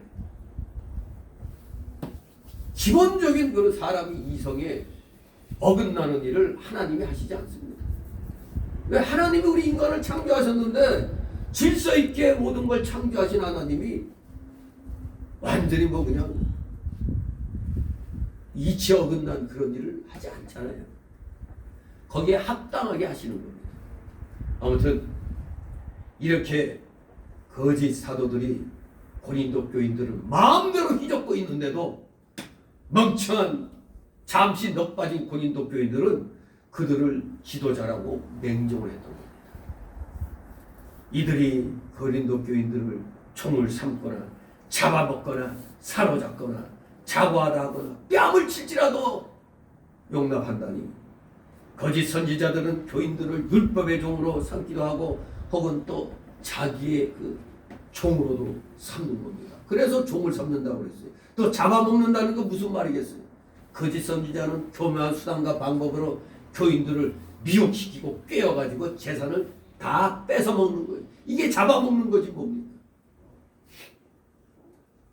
또 사로잡는 거. 교인들을 사로잡아서 자기 이용물로 삼고 모든 것을 다 빼앗는 겁니다. 또 자고한다. 이것은 거짓 선지자들은 자기들 스스로가 사도의 위치까지 높이고 있는 겁니다. 사도는 누가 사도요? 예수님이 직접 부르신 자들이 사도입니다. 불러 세운 자가 사도예요. 근데 감히 진짜 사도를 비난하고 자기가 그 진짜 사도 위치에 떡하니 지금 올라가려고 하는 거니 자고하는 스스로 높아지는 걸 말하는 겁니다. 그러면서 심지어 뺨까지 때리는데도 용납한다니 그만큼 거짓 선지자들, 거짓 이 사도들은 고린도 교인들을 지금 굉장히 지금 업수히 여기고 있다는 거 아닙니까? 원래 유대인들을 그 관습에는 이 뺨 때리는 거 이거 무지한 모욕이거든요. 이거 엄청난 모욕입니다. 왜? 우리 인간은 누구 형상? 하나님의 형상으로 창조받았는데 뺨을 때린다는 건 그야말로 거의 주님을 모욕하는 그런 상황까지 가는 겁니다. 그 뺨을 갖다 그래서 함부로 안 때려. 근데 우리들도 본능적으로 주먹으로 한 대 맞는 게 모욕을 느껴요. 손바닥으로 뺨따기 맞는 게 모욕이 느껴져요. 손바닥으로 뺨 때리는 게 엄청난 모욕을 느껴요. 제가 전에 얘기했잖아요. 군대에서 차렷 자세로 그냥 이 주먹으로 그냥 빡 치면은 그냥 맞아도 그냥 그렇구나 생각하는데 이거 뺨을 쳐쳐 때리면 예라이 하고 그냥 너 죽고 나서자네 지금 그렇게 나갈 수가 있어요. 이 뺨을 맞으면은 이 손바닥을 맞으면 이상하게 엄청난 모욕감이 들어요. 이게 본능인 게 같은데 가만히 보니까 우리 속에는 내가 하나님의 형상으로 창조된 인간인데 어떻게 감히 손바닥으로 뺨을 때리느냐는 뭐 그게 본능이 있는 것 같아요. 이렇게 거짓 사도들이 이 교인들을 없이 여기는 그 상황이 그냥 뺨 때리는 것까지 그냥 이런 사태까지 간다는 겁니다. 정말로 고린도 교인들이 거짓 선지자들에게 속아서 지금 엄청난 피해를 입고 가련한 상태에 처해 있는데 그들이 모르고 있으니 어떻게 바울이 깨우쳐줘야죠. 그래서 바울이 말해주고 그 거짓 선지자를 용납한 고린도 교회의 교인들을 지금 책망하는 겁니다. 즉 풍자적으로 지금 책망하는 거예요. 이 어리석은 자들은 어찌 그런 자들을 너희가 용납하냐 이렇게 책망하는 겁니다. 21절 23절 있습니다. 우리가 약한 것 같이 내가 역되게 말하노라. 그러나 누가 무슨 일에 담대하면 어디서든 말하라. 나도 담대하리라. 저희가 히브리이냐 나도 그러하며 저희가 이스라엘이냐 나도 그러하며 저희가 아브라함의 씨냐 나도 그러하며 저희가 그리스도인이냐 정신없는 말을 하거니와 나도 너 그러하라. 내가 수고를 넘치도록 하고 목에 바치기도 더 많이 하고 매도 수없이 받고 여러 번 죽을 뻔하였으니 아멘. 우리가 약한 것 같이 내게 욕되게 말한다. 바울사도가 말합니다. 내가 욕되게 말한다. 약한 것처럼. 즉 무슨 말입니까? 거짓 선지자는 자기를 높이고 자기의 강한 것을 자랑하는데 바울사도는 항상 자기의 약한 것을 자랑했습니다. 자기의 약한 것을 말하는 것은 사실 부끄러운 일이죠. 하지만 바울은 항상 자기를 낮추어서 말했습니다. 하지만 누가 담대히 자랑한다면 그래 나도 어리석은 말 같지만 나도 담대히 자랑하겠다고 평소에 그 겸손한 그런 모습에서 이제 이 고린도 교인들을 깨우치고자 자기도 그래 저들이 담대히 자랑하니까 나도 좀 어리석은 말 같지만 나도 좀 자랑 좀 하겠다 이렇게 말하는 겁니다. 그래서 그들이 거짓 선지자들이 뭐라고 얘기했느냐? 이 고린도 교회에 들어온 거짓 선지자들은 나 히브리이냐 이렇게 큰 소리 치는 겁니다. 그리고 이스라엘이다. 그리고 아브라함의 자손이다. 이걸 아주 자랑스럽게 말했다는 겁니다.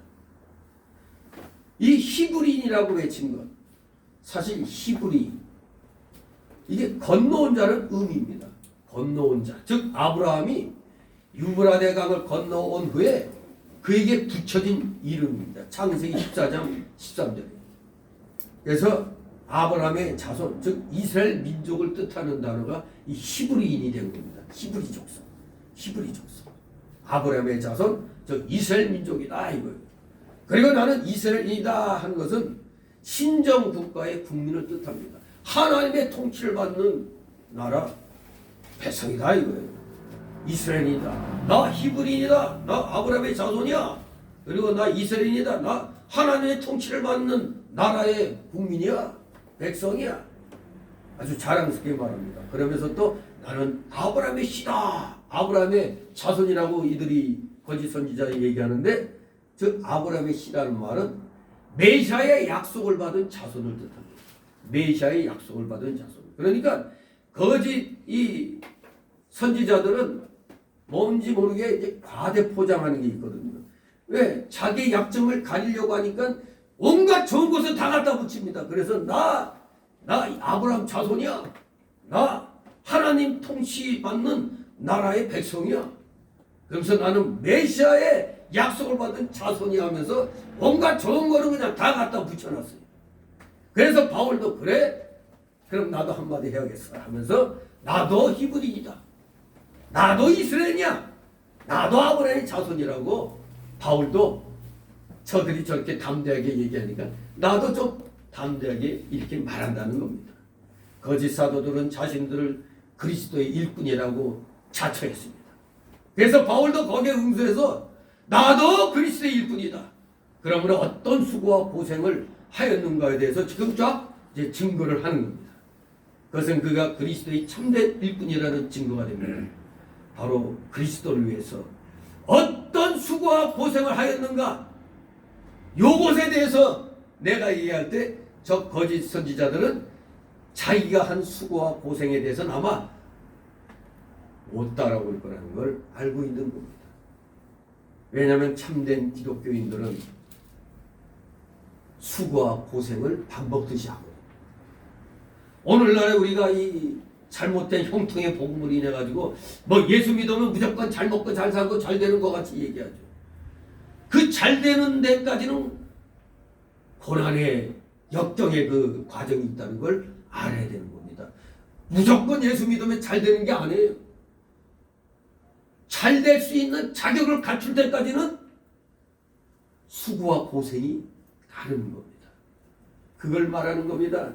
그래서 바울이 진정한 그리스도의 일꾼이라는 증거가 이제 뒤에 언급되는 그 일로 인하여 증거되는 겁니다. 과연 바울은 수고를 넘치도록 했습니다. 옥에도 여러 번 갇혔어요. 매도 수없이 맞았습니다. 아니 이거 하나님의 참된 일꾼이 복음 전한다고 감옥에도 가고 한두 번이 아니에요.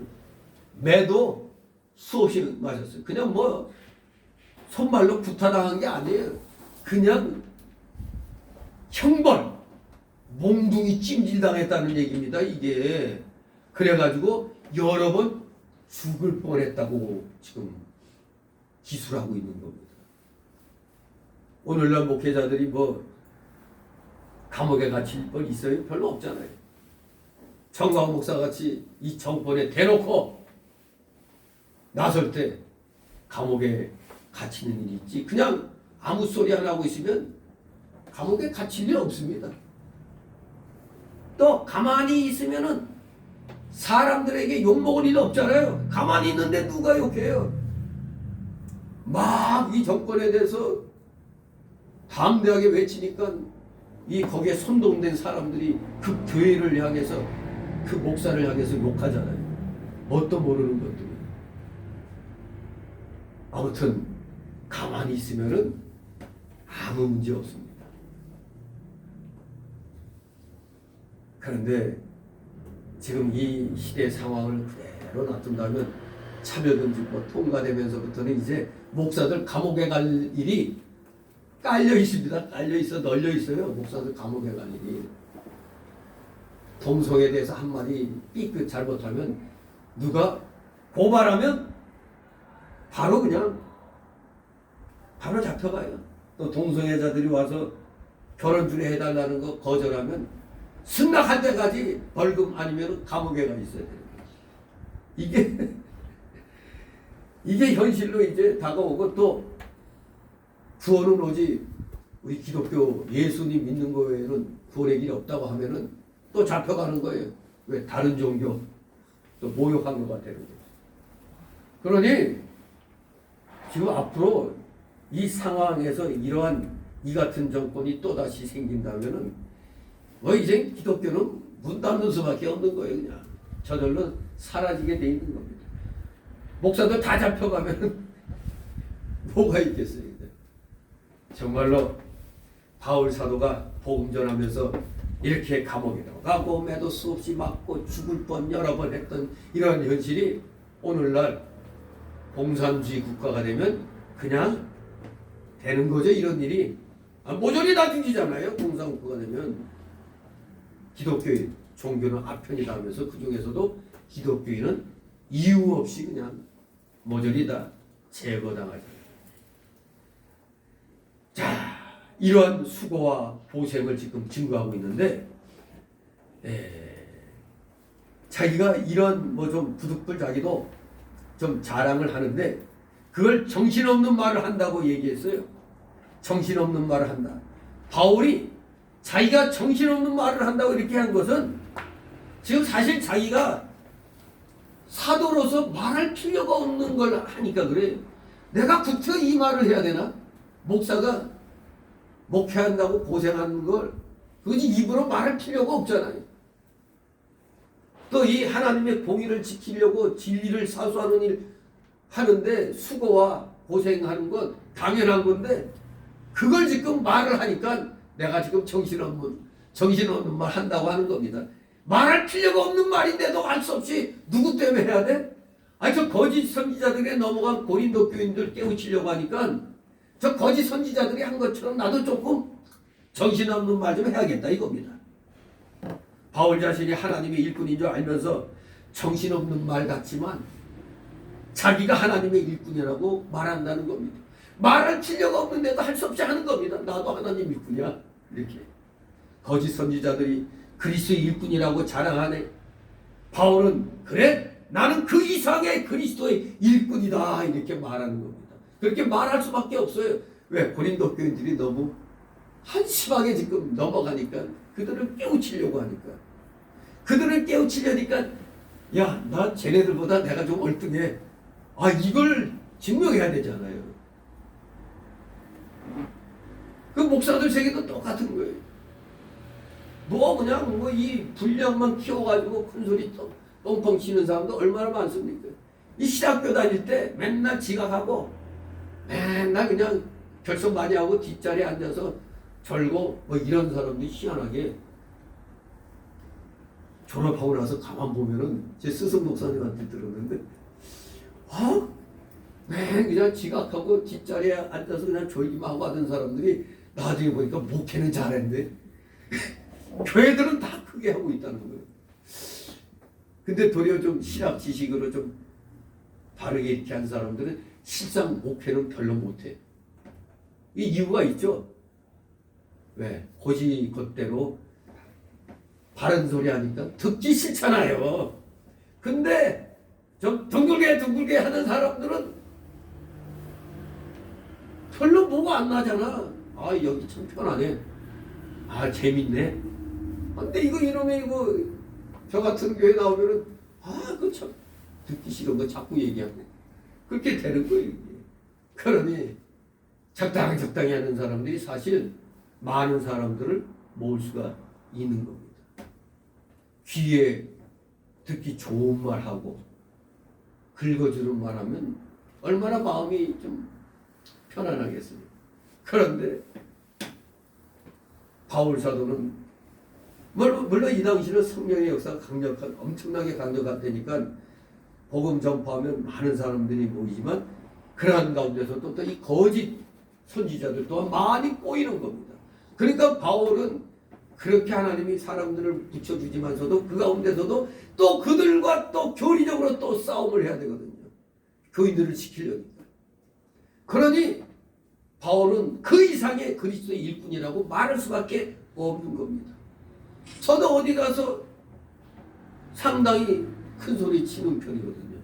교회는 조그맣게 하면서도 어디 가선 아주 큰 소리 무지막지하게 쳐요. 근데 딴 사람들이 하는 얘기를 들으면은 내가 제법 그럴듯한 교회 하는 줄 알았다는 거예요. 왜?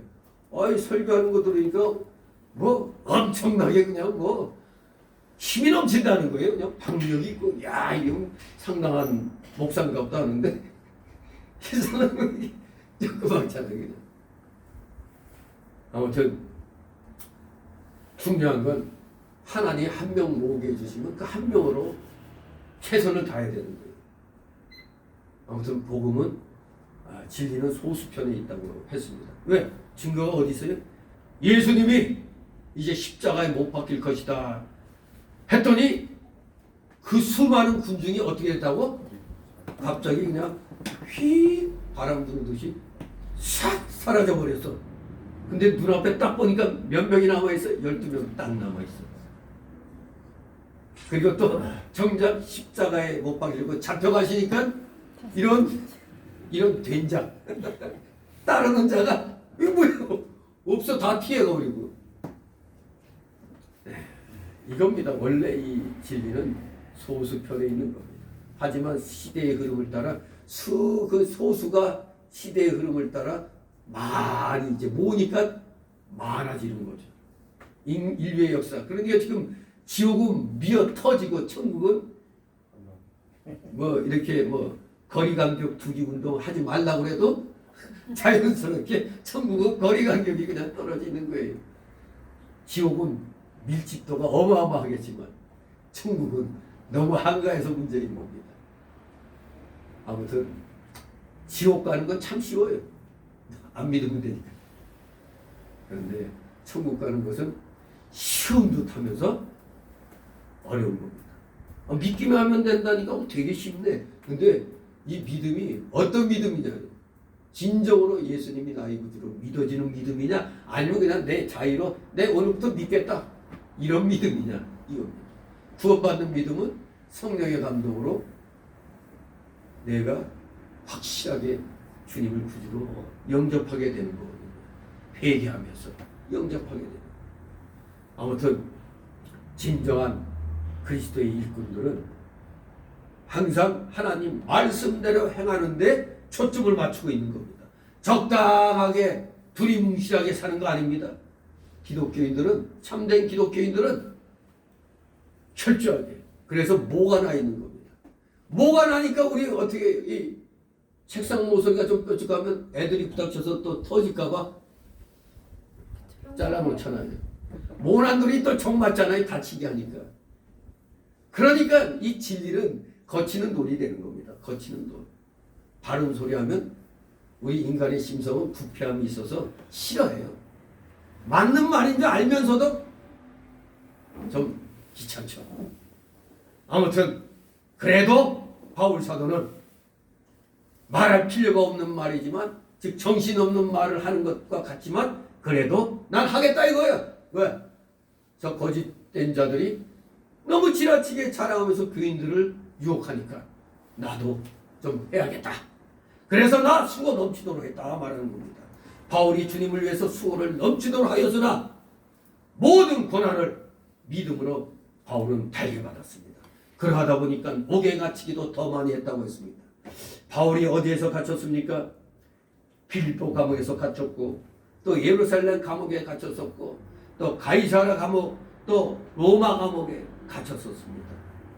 정광훈 목사는 한 두 번 갇혔지만 바울 사도는 지금 4번이나 이렇게 감옥 생활하고 마지막 가는 길은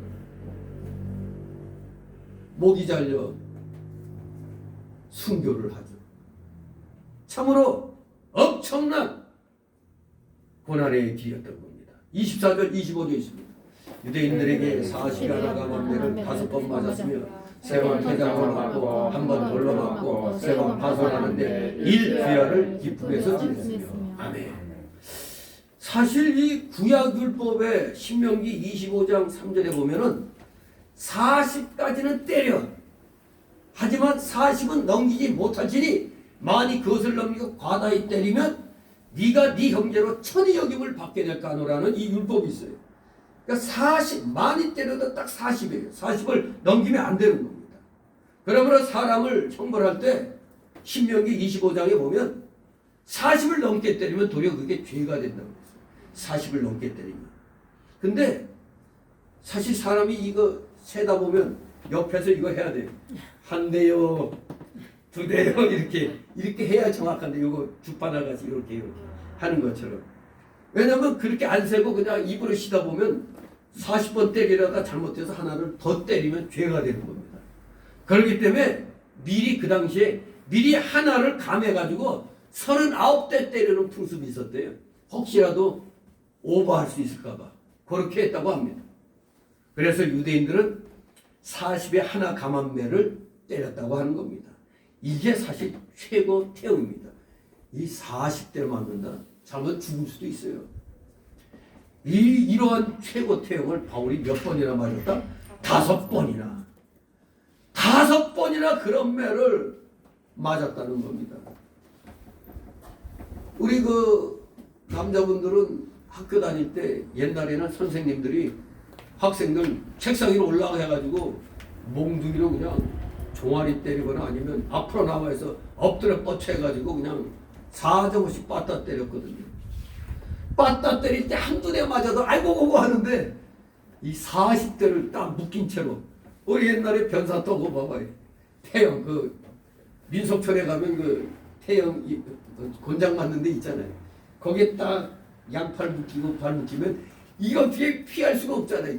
그냥 있는 대로 그것도 또 엉덩이 까가지고 이따만 몽둥이로 그냥 빡빡 때리면 잘못하면 이 살이 터지고 그래서 나중에 이 여기가 상처로 인해서 죽잖아요. 아주 무서운 형벌입니다. 근데 이걸 무려 5번이나 맞았다는 거예요. 또 그런 데다가 또 3번 또 태장으로 맞았다는 겁니다. 이건 여기서 로마의 그 태형을 가리키는 겁니다. 로마의 그 태형. 태장으로 때린다는 언어는 사실 몽둥이로 때린다는 그런 뜻도 있지만은 이 로마 시민에게는 이게 금지되어 있다는 거예요. 근데 로마 시민인데 바울이 맞았잖아요. 아마 그때는 밝히지 않았던 모양이죠. 그런데 여기서 말하는 게 이제 본문 원어를 보면은 또 채찍 끝에 납을 달아가지고 치는 잔인한 형벌이라고 해요. 이 채찍 끝에 납덩어리 달면은 살이 찢어지잖아요. 로마 시민에게는 이런 형벌을 안 준다고 그랬습니다. 그렇기 때문에 이 잔인한 형벌이기 때문에 맞아서 죽는 경우도 허다했다고 그래요. 근데 이걸 3번이나 맞았다는 겁니다. 근데 이걸 또 달리 해석하는 분은 요거 몽둥이다. 몽둥이로 3번 맞았다는 거예요.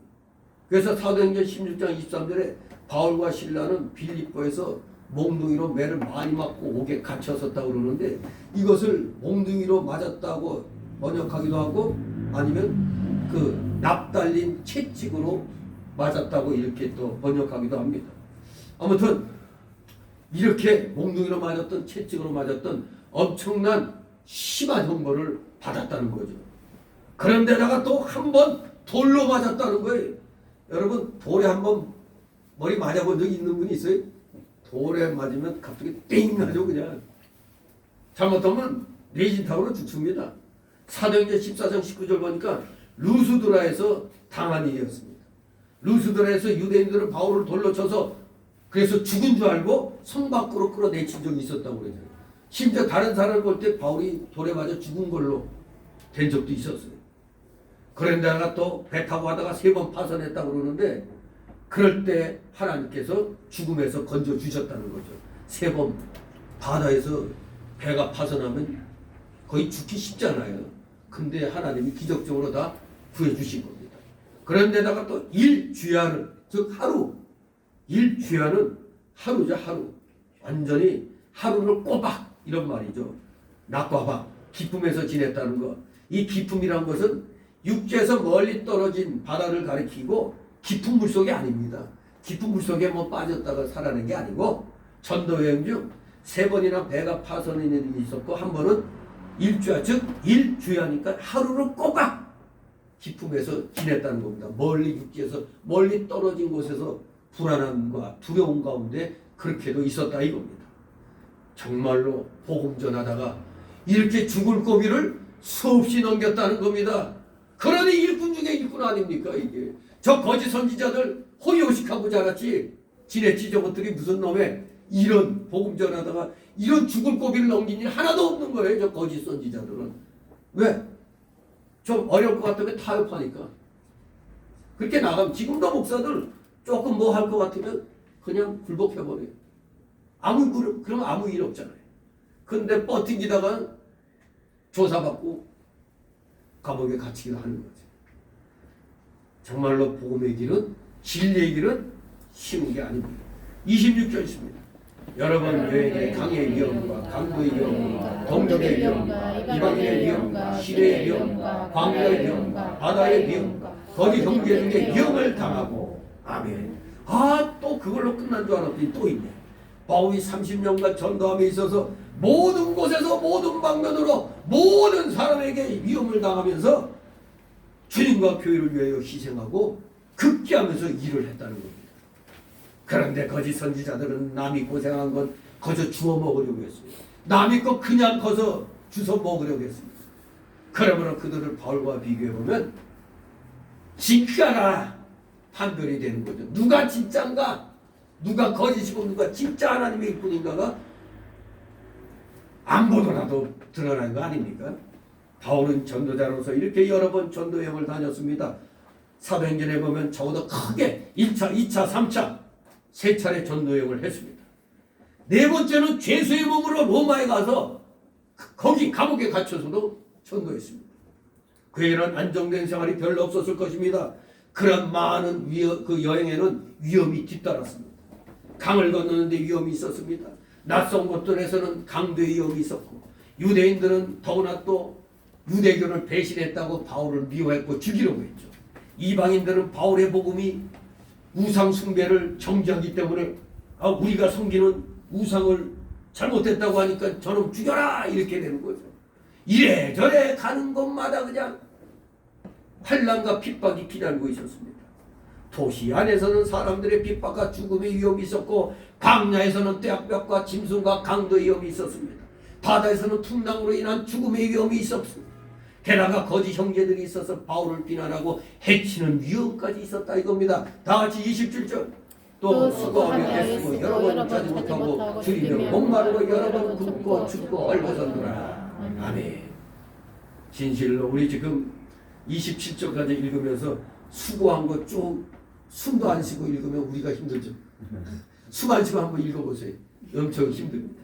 정말로 요거 하나 읽는 것도 힘든데 복음을 전하면서 어마어마한 수고를 하며 애썼습니다.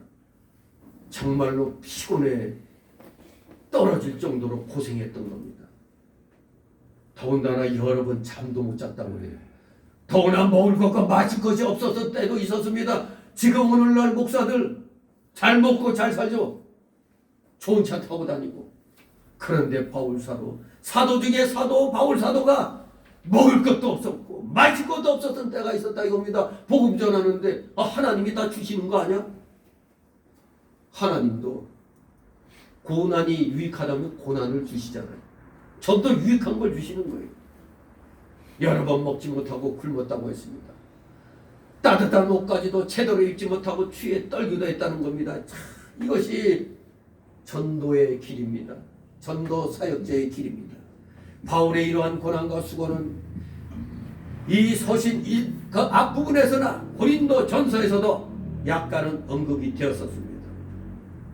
이 고린도 후서 6장에서 그는 오직 모든 일에 하나님의 일꾼으로 자천하여 많이 견디는 것과 환난과 궁핍과 권난과 매맞음과 갇힘과 요란한 것과 수고로움과 자기 못함과 먹지 못함에 대해서 고린도후서 6장 4절 5절에서도 언급했습니다.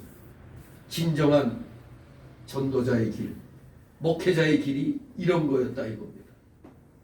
정말로 요거 진짜로 알면은 함부로 목사하겠다고 하지 못하죠. 정말로 이거 엄청난 고난의 길입니다.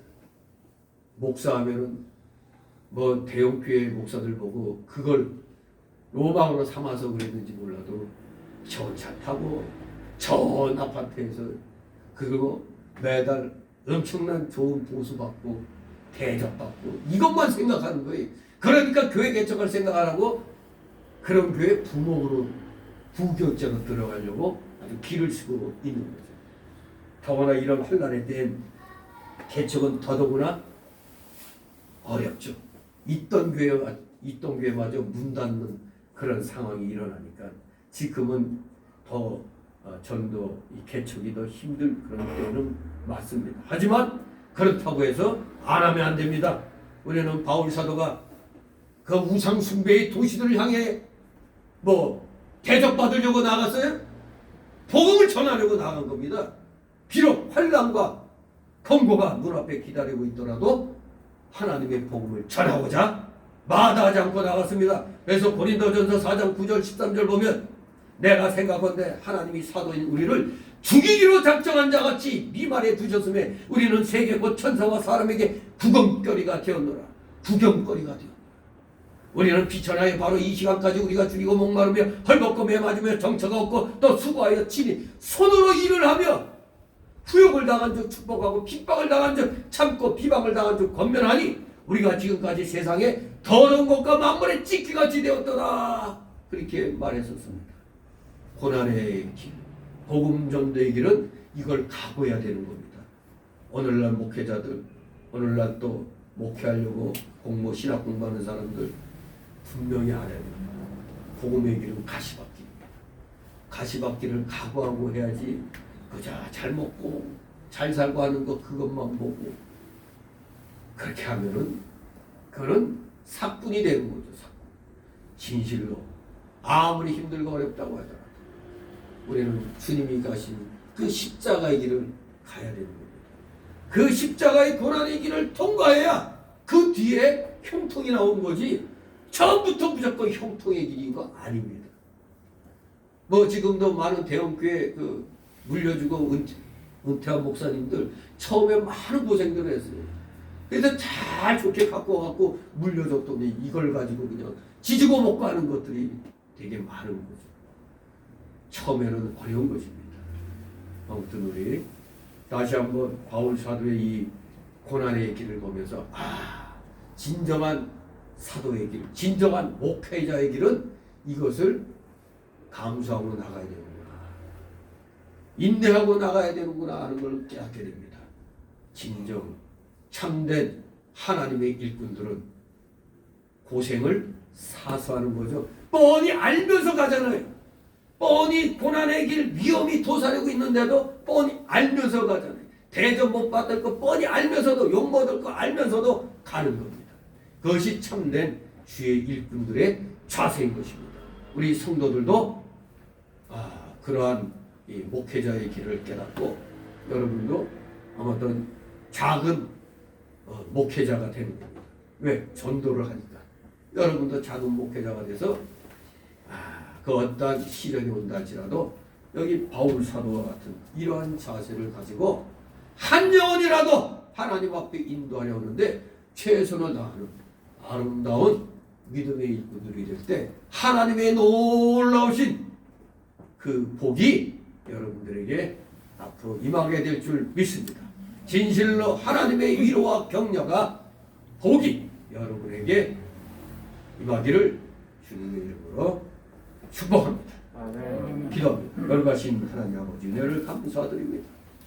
참된 성도의 길, 바로 그것은 모든 귀한 진리를 지켜나가는데 환난과 공고가 있다 할지라도 감내하면서 나가는 그 길이 진정한 성도의 길인 줄 알고, 그리고 참된 목자의 길인 줄 알고, 우리 모두 힘들고 어렵더라도 또 이 험난한 정치 방역의 이러한 압제의 시대이지만서도 우리 모두 끝까지 복음을 붙잡고 담대하게 주는 그리스도시여 살아계신 하나님의 아들이심을 선포하면서 우리 모두 오늘도 앞으로도 힘차게 십자가의 길을 향해 가는 귀한 자들, 하나님의 귀한 일꾼들 다 되게 하여 주시옵소서. 감사드리며 예수 그리스도의 이름으로 기도드리옵나이다.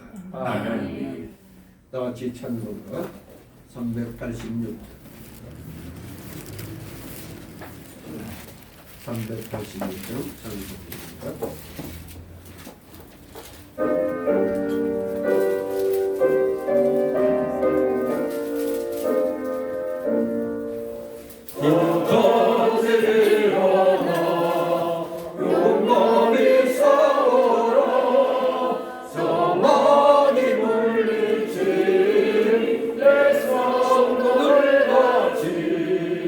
그 어떤 형벌 당해도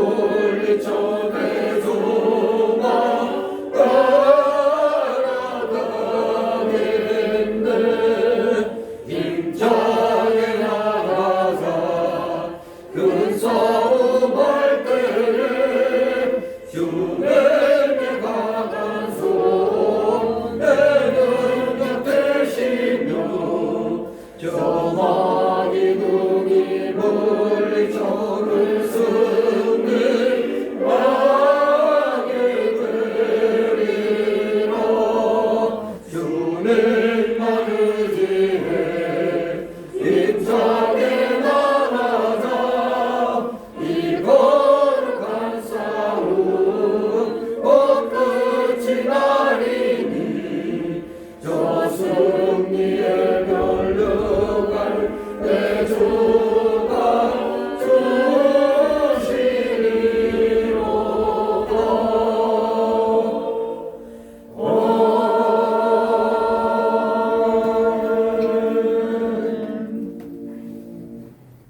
설교에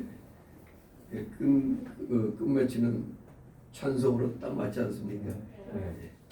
우리 환란을 담대히 이겨나가고 있습니다. 네, 잠시 드려진 예물을 놓고 하나님 앞에 부르는 기도입니다.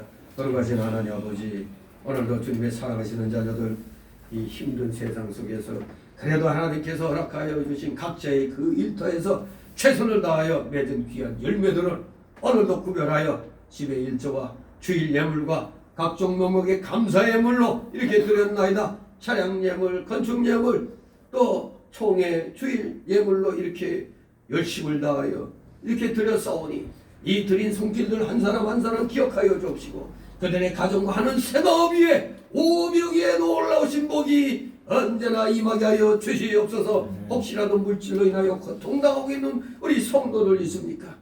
그 성도들 기억하여 주옵시고 속히 물질의 복도 받을 수 있는 믿음의 실력을 일치월장 주님께서 성장할 수 있도록 늘 은혜로 충만케 하여 주시옵소서. 그리하여 하나님 창고 하늘나라 창고를 마음껏 열어 마음껏 주의 영광을 위하여 물질을 사용할 수 있는 물질의 실력자 우리 믿음의 실력자들로 다 되게 하여 주시옵소서. 드려진 예물 몸된 교회를 위하여 잘 사용될 수 있도록 늘 은혜로 충만케 하여 주시옵소서. 감사드리며 예수 그리스도의 이름으로 기도 좀나이다. 아멘. 네, 이 시간 새신자 소개 시간인데 등록된 카드 없습니다. 우리 서로 가볍게들 인사들 나누시기 바랍니다. 네, 반갑습니다. 네, 오늘 또 특별히 어디 반가운 얼굴이 나왔죠. 이 어릴 때 주일학교에 나왔던 하연이 이름 바꿨다고 그랬지. 하연이가 맞지? 가연이가 맞지? 헷갈려. 하연이. 내 기재로만 이렇게 알고 있어가지고 우리 하연이하고 또 우리 군대 생활 한다고 봐야죠. 승아 이렇게 우리 두 청년이 나왔는데 우리 잠깐 일어서 우리 박수로 우리 두 청년 환영해 주시기 바랍니다. 네, 감사합니다. 인사해 주시기 바랍니다. 이때 열심히 해야 돼. 어려운 때에 믿음 생활을 잘해야 하나님이 여러분의 앞날을 책임져 주시는 겁니다. 자, 우리 광고 말씀 보시기 바랍니다. 여기 보면은 뭐 다 매번 나오는 광고 내용 항상 마음판에 새기시 바랍니다. 그리고 제가 특별히 이 오예배 장이 있는 믿음의 사람, 이 시대 진정한 믿음의 장군 나이팔이라는 걸 전에 한번 예언해서 한번 말씀해 드렸는데 1, 2로 나누어 가지고 이번 주와 다음 주에 아주 기가 막힌 장군입니다. 박정희 대통령하고 얽힌 얘기인데 오늘날 사회생활할 때 상관이 저도 그런 일을 많이 당했어요. 술자리에서 술 따라줄 때 저는 기독교인이라 안 먹습니다 해가지고 아주 특이한 인종시별을 받았는데 여기에 그런 내용이 있어요. 근데 박정희 대통령의 술잔을 거절해서 당장 이제 예편당할 줄 알았는데 웬걸 보따리 싸려고 아침에 출근해서 준비하고 있는데 자르는 게 아니라 도리어 별 하나 더 붙여갖고 네가 진짜 기독교인이다 하고 인정받았고 더 승승장구하는 그런 일화인 것입니다. 우리 믿음의 사람 나이팔 장군은 이거 아주 잘 외워놓으셨다가 어디 가서 많이 써먹기 바랍니다. 그리고 지금 무한폐렴 코비드19 이 계엄률과 같습니다. 우리 기독교회는 아무튼 여러분 최선을 다해서 잘 극복해 나가시기 바랍니다. 사실 지금 엊그제 경기도 의사협회 회장인 이동욱이죠? 이동욱 회장이 진짜 중요한 걸 또 이 사기 방역에 대해서 얘기를 했는데 또 대학의 감염학과의 권위자인 이무슨 박사인데 거기서도 이제 분명하게 증언하기를 이거 아스트라제네카 2번 맞아도 항체가 생길 확률이 50%라는 거예요. 2번 다 맞아도. 근데 2번 다 맞을 동안에 그 고통이 굉장히 심하거든요. 그러니까 잘못하면 지금 죽는 수가 지금 90몇 명이 죽었어요. 그 백신 맞고. 100명 가까이 내려갔어요. 근데 그 의사 하는 말이 이거 백신이 없었을 때 죽은 숫자나 지금 백신 맞고 죽은 숫자나 거의 같다는 거예요. 그러니 맞을 필요가 없다는 겁니다. 그냥 단지 우리가 위생에 좀 신경 써서 위드 코로나로 해야 된대. 같이 감기처럼 달고 그렇게 같이 가서 해야지. 이거 계속 공포 분위기 조성하다 보니까 모든 게 지금 안 되고 있잖아요. 사람 간의 교제도 끊어지고, 더구나 우리 기독교는 치명적이죠. 전도를 못하고 교제를 못 나누죠. 이게 바로 우리 기독교를 막고 이놈들이 공산화의 길을 트기 위한 하나의 애국 집회를 못하게 하는 수단으로 이걸 이용한 거거든요. 이 감염학 그 박사도 이건 엉터리다 이거예요. 그냥 감기처럼 그냥 살면 된다는 거예요. 걸리면 치료받으면 된다는 거예요. 그런데 왜 이렇게 한명자 집사 예방접종 신청했다가 취소했다고 그러더라고요. 잘했다고 그러지. 아무튼 이 엉터리에 우리가 속으면 안 돼요. 지하철 바글바글 돼도 괜찮고 교회는 나와서 있으면 안 된다는 게 말이 됩니까 이게.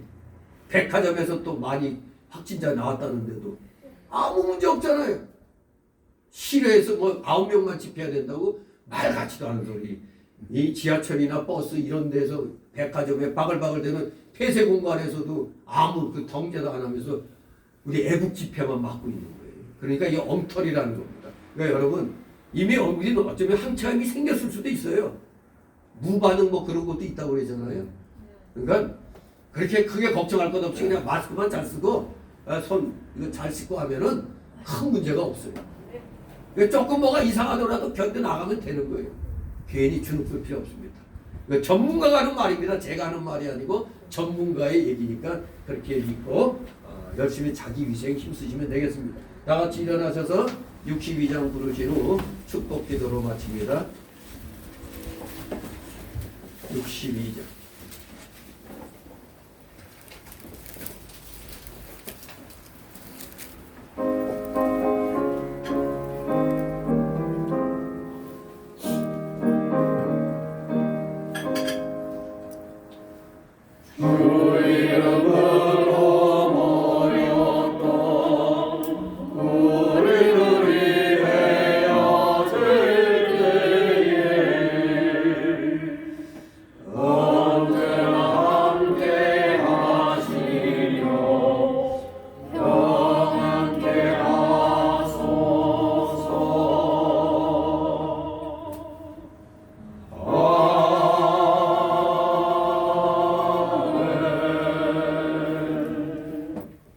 영원한 지옥 사망 형벌로부터 영생 복락의 무궁천국으로 우리를 권하여 주신 우리 구주 예수 그리스도의 크신 은혜와 하나님 아버지의 극진하신 사랑하심과 성령님의 감동 감화교통 충만 내주 역사심이 여기 머리 숙인 모든 무리들 머리 위에와 각 가정 위에 하는 생업 위에 하는 학업 위에 이 나라 이 민족 위에 이 나라 모든 교회들 위에 지금부터 영원토록 함께 있을지어다. 아멘.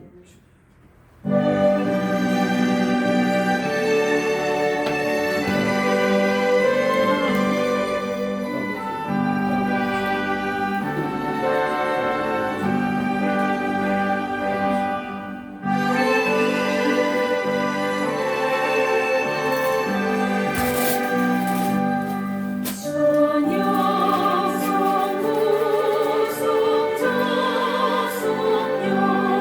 성삼위